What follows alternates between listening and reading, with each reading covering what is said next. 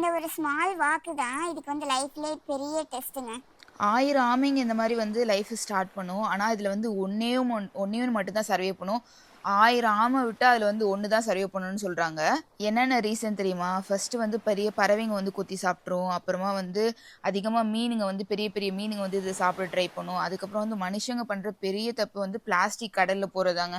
நல்லா இருக்கேன்னு சொல்லிட்டு அது வந்து சாப்பிட்டுட்டு அந்த பிளாஸ்டிக் எல்லாம் வயிற்றுலேயே அடைச்சிக்குமா. அப்போ நினச்சி பாருங்க, வயிற்றுலேயே அடைச்சுன்னா அப்புறம் பிளாஸ்டிக் வந்து நம்ம வயிற்றுல அடைச்சிக்கிட்டு அப்புறம் நம்ம அது எதுவுமே பண்ணலான்னா எப்படி இருக்கும்? அந்த மாதிரி தான் ஹாப்பியாக போயிடுச்சு. இந்த அவ்வளோ சந்தோஷமாக இருந்தது. இது வந்து செகண்ட் ஆமை. ஃபர்ஸ்ட் ஆமை வந்து 35 பவுண்ட்ஸ், இது வந்து 25 பவுண்ட்ஸ் இருக்குன்னு சொல்கிறாங்க. அது வந்து 2.5 வருஷம் வந்து சென்ட்ரலில் வளர்ந்தது. இது 2 வருஷத்துக்கிட்ட சென்ட்ரலில் வளர்ந்தது தான்.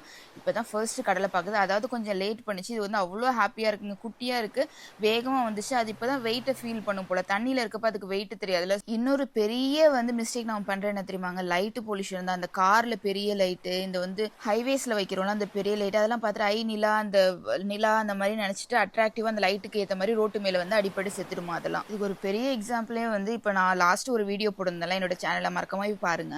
நான் முன்னாடி சொன்ன எல்லாமே வந்து இவங்களுக்கு இனிமே தான். நமக்கே தெரியாமல் பண்ணுற ஒரு சில மிஸ்டேக் வந்து இவங்களை வாழ்க்கையே முடிச்சிடுது பாருங்களேன். ஆனால் இது வந்து இன்னைக்கு லக்கி தான். ஏன்னு பார்ட் 4ல் சொல்கிறேன், மறக்காமல் பாருங்கள். நெக்ஸ்ட் வீடியோ பார்க்கலாம். பாய்.